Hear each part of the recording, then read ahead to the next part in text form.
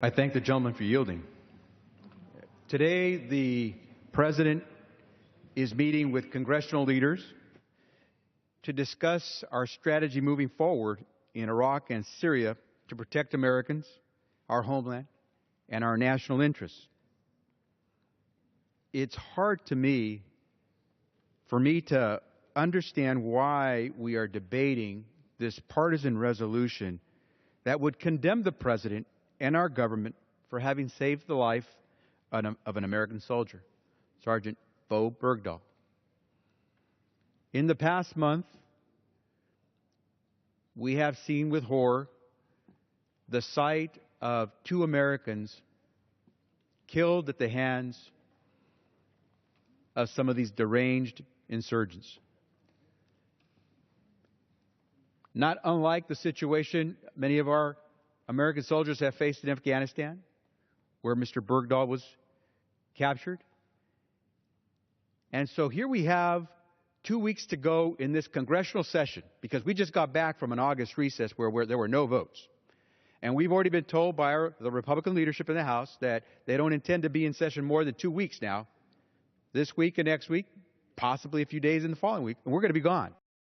In that time, we have to finish a budget. We have to deal with all sorts of other pressing matters. We have to work with the President to come up with a strategy to make sure that it's clear where America stands on these issues that impact the lives and security of Americans abroad and at home. And here we are debating a resolution that has no impact. It doesn't change the circumstance that Bowe Bergdahl is now alive and back home. It doesn't change the fact that James Foley is still dead, and so is Stephen Sotloff. They're both still gone. But what we do know is that the military kept to its commitment to our men and women in uniform when they say we never leave one of our own in military uniform behind. Now, you can have this semantic discussion about whether a statute supersedes the Constitution or whether this statute required the President to act a certain way. All I know is what General Dempsey has said before. General Dempsey being the chairman of the Joint Chiefs of Staff. General Dempsey said this with regard to the rescue of Bowe Bergdahl. This was likely the last best opportunity to free him.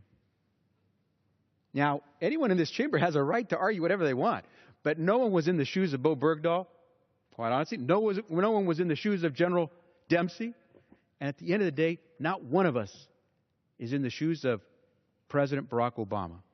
And if that window is closing, he's got to make a decision, because there's an American life on the line. And if we don't believe that, just ask the families of Mr. Foley and Mr. Sotloff. Bowe Bergdahl is alive today. Thank the Lord. Thank you, President Obama. And thank you to our men and women in uniform who risked their own lives to make sure that men and women like that could come back home. We have 2 weeks to go before we're gone and out campaigning for election. You would think that we would work on the things that people in America are concerned about most. They want us to not shut down this government again. They want us to make sure that we continue the success of the last 55 months of creating 10 million jobs. Because remember, don't forget, it wasn't too long ago, January 2009, when George Bush handed the keys over to Barack Obama at the White House, we bled 800,000 jobs in just 1 month. We got more work to do to get people to work. There are a whole bunch of families, including mine, who are sending their kids to college. We have more student loan debt piled up by Americans. Can I, one more minute? It's expired. Would the gentleman yield 1 more minute? I'll yield the gentleman an additional minute. The gentleman is recognized for 1 minute.